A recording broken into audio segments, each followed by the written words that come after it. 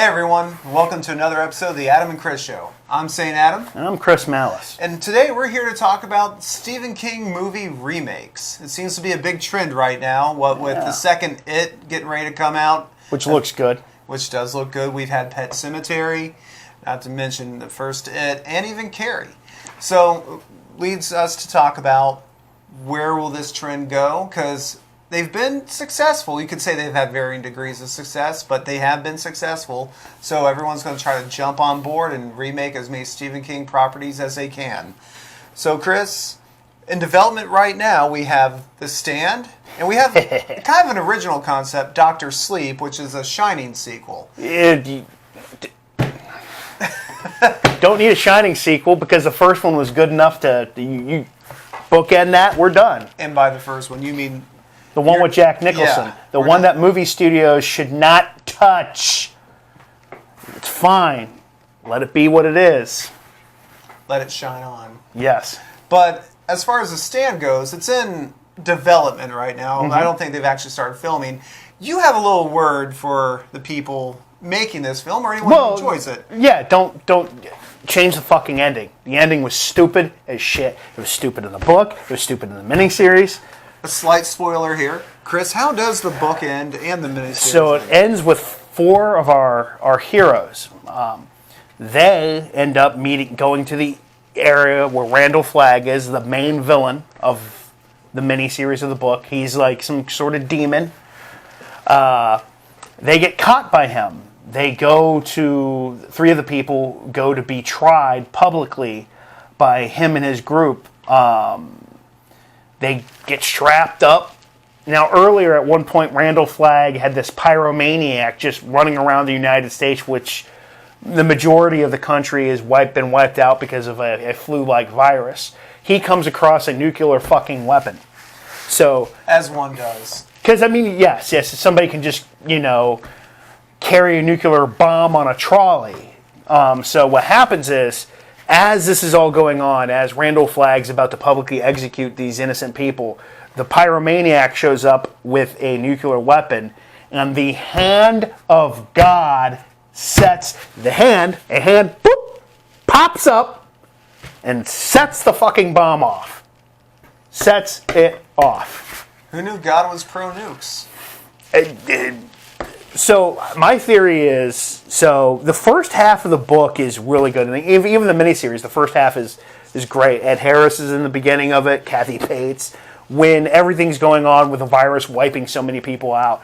Even when they release the stuff with Randall Flagg, and the groups are divided between Flagg, the villain, and the older woman, who's supposed to be more angelic. All of that's pretty good. The ending is so fucking dumb. It's just stupid.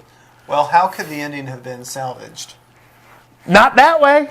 No, but, I mean, I remember you once talking about what would have made more sense for it to end. Probably. I think you said something about the crowd turning on Flagg. It would have been better if the crowd turned on Flagg. They saw the evil of his ways. They turned on him. There's a Batman book. They made a stand? Yes, they took a stand. That would be a much better ending. It seems to me where sometimes Stephen King's books are so long, he writes himself in the corner. I swear the editor just goes like, end it now, and he just shoots an ending out of his ass. Well, let's continue. Well, no, I mean, you got a point. A lot of what Stephen King writes does work for a book, but it doesn't translate well to a film, which is something Kubrick figured out when he filmed The Shining. Yes. Stephen King did not like Kubrick's Shining. He did a remake of it as a miniseries in 1996. And he included everything that was cut out, and it just did not work as well. Yeah. But now, with those two movies being worked on, let's look at some of the possible Stephen King movies that could come out in the future that we would like to see and stuff like that. The first one I would love to see is Cycle of the Werewolf. I know we got Silver Bullet. I don't think Silver Bullet was that great of a movie. I like Silver Bullet. I don't think it was. There was so much of the book that was cut out, because the book takes place in the span of a year. Yeah. A whole year with this werewolf. And, you have different characters and everything. They focused on the character that Corey Haim played, his souped up, I don't even know what you want to call that vehicle he had aside from the silver bullet. I don't know if it was more of a scooter or a souped up, gasoline powered wheelchair. That was never in the book. It was never called the silver bullet and things like that. I would like to see something a little more faithful to the book, because I read that book probably at 12 or 13, and I thought that book was terrifying. Oh yeah, the book's pretty good. Oh yeah, and I would like to see that happen. I mean, the movie has a scene where the werewolf murders a group of people with a ball bat. I don't know why a werewolf needs a ball bat. It's a werewolf. No, yeah. But we did have a good lineup. You had Corey Haim as main character, and who do we have as the uncle? Gary Busey. Gary Busey. But when you look at that movie, that creature in there, with the hair and the teeth and the rage and the drool, and that's just Gary Busey. I don't think it really worked that well. The werewolf design, because Stephen King did not want it to look like any werewolf you've seen. He wanted the wolf to be a little more scaled back, so that then it was rushed. Mm-hmm. So it looked more like a teddy bear. Also, in the original draft of that script, the werewolf could talk, which I think is not a good idea. Yeah, it's always a bad idea. But yeah, Cycle the Werewolf done right, I think would be terrifying. It would be a great horror movie. And you can get Hugh Laurie to play was it the priest or was he a pastor? Oh, the priest that turns out to be the werewolf. He was a minister, and yeah, that would be great. Hugh Laurie could definitely do it. We could go with another Stephen King property, Needful Things. Needful Things is great. Needful Things is great. Chris, what do you like about Needful Things? Why don't you give them a little... what's it about? Guy comes to a small Maine town. Stephen King, traditional Stephen King, of course. He opens up an antique shop, and in that antique shop, if you look into the window, what are your heart's desire will pop up there. So you go in for sale. You go in, and always people don't have enough to get this thing, and they make these deals with the owner. Well, it turns out that the owner has some demonic qualities to him, and people make these deals. You say. Yeah, people, and it was in the original, in the movie, it was Max von Sydow that played the devil, and he was awesome. So what they end up doing, he ends up basically getting these people to cross more wires, go out and fuel fires of feuds with other people within the village, in the town. They had one person kill somebody's dog, and then that person blamed it on somebody else. It all leads up to this riot, and of course, the owner of Needful Things gets pushed into a building with a dude who had a bomb on him, blows up, he comes out, and hey, he's the devil. It's a good movie. The movie's pretty good.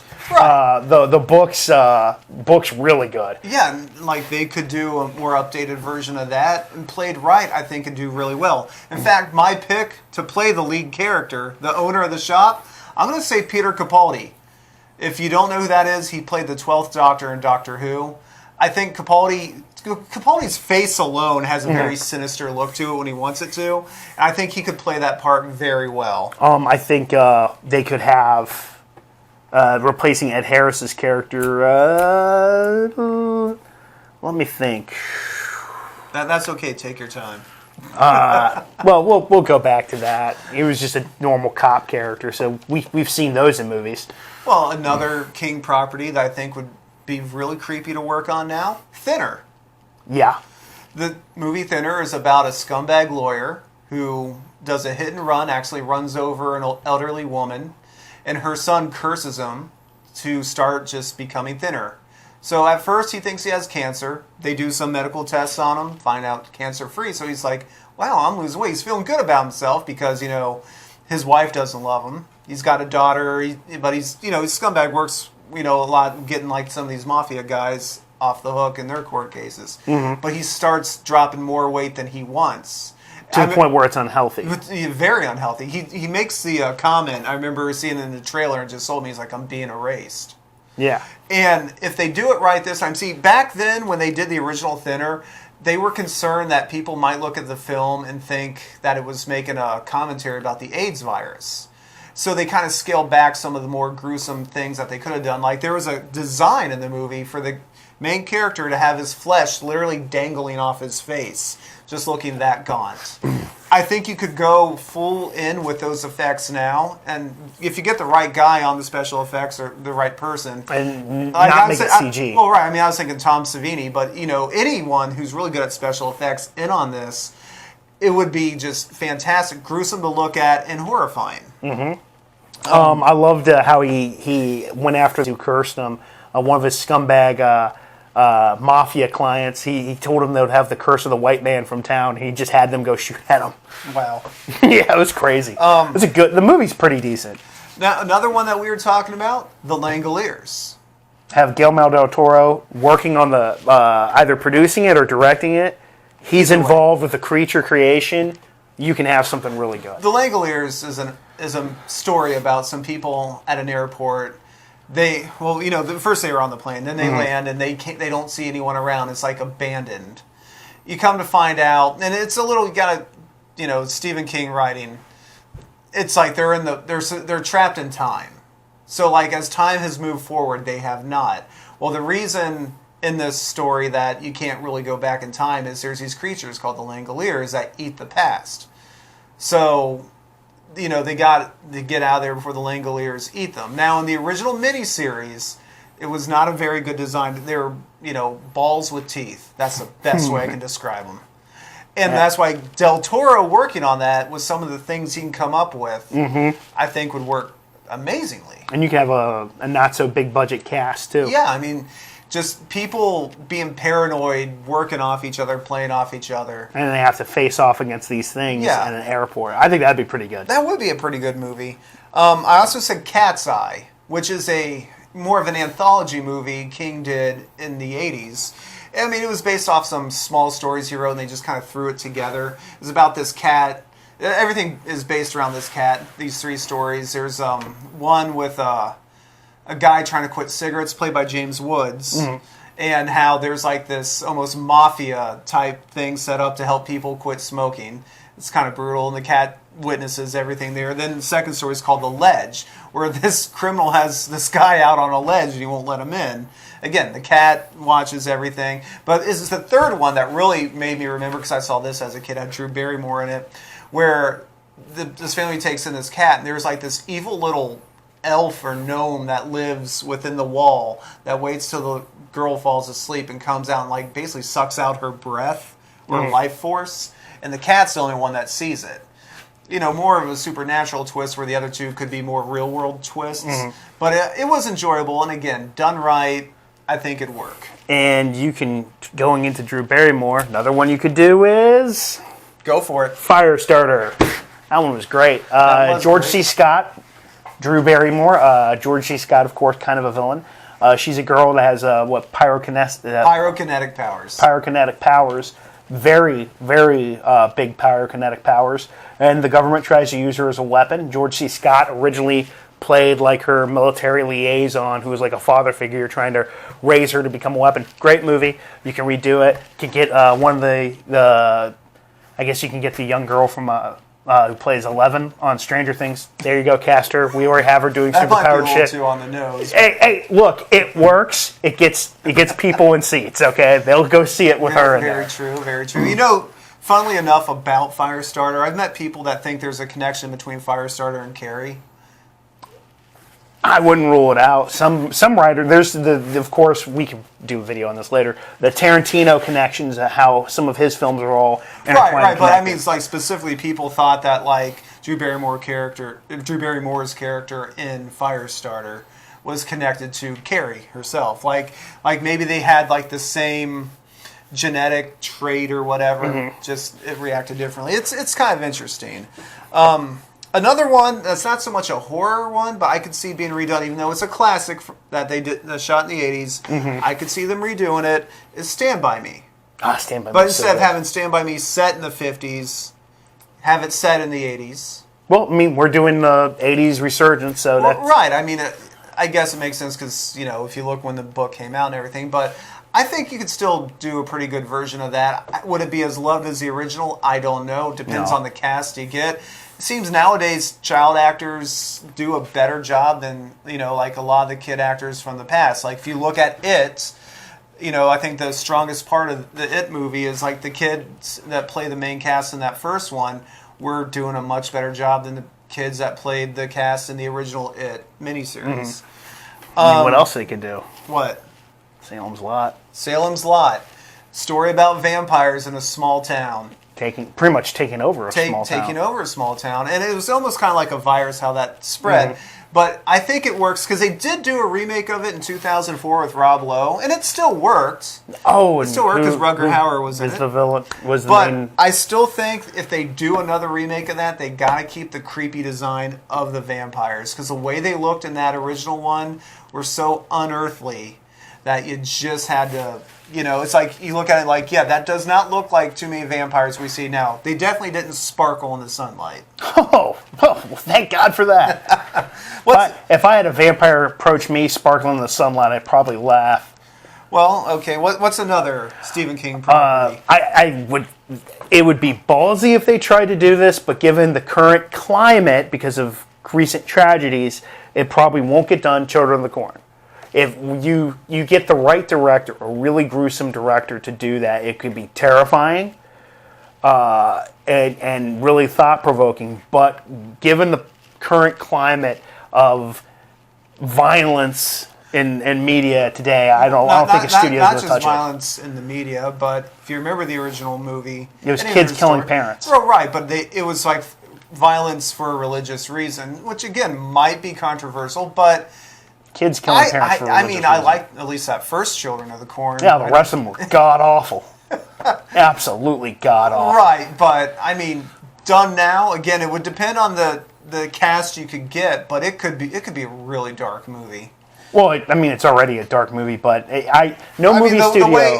but you go back and watch that original one, you can laugh at some things here and there, performance-wise. But, if you do it now and made it really dark, it could be terrifying. Yeah, well, it could be good. Here's the thing. No movie studio, I think, would do it, given the fact that The Hunt just got canceled because of outrage over it being too on the nose and all that type of bullshit. But that's another topic at a different time. One more that you were talking about, you brought up Cujo. Cujo. Make it very realistic. See... And that's all you. I will go on record saying that I thought Cujo was the most depressing movie I've ever seen.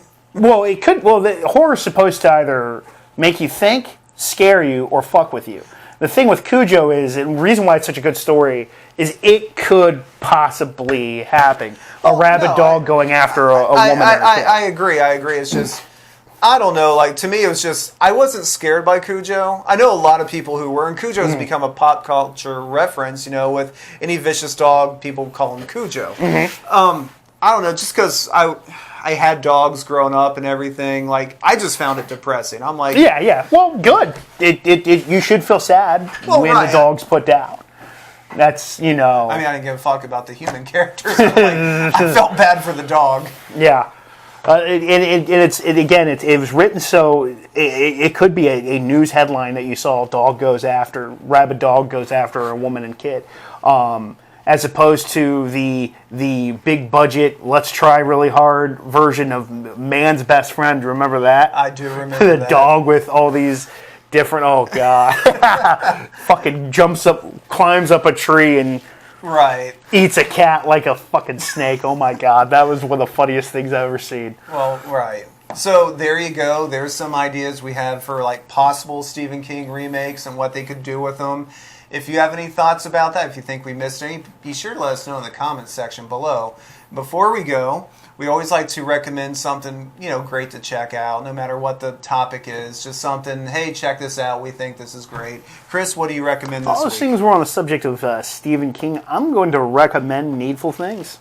Well, there you go. The movie and the book, both are pretty good.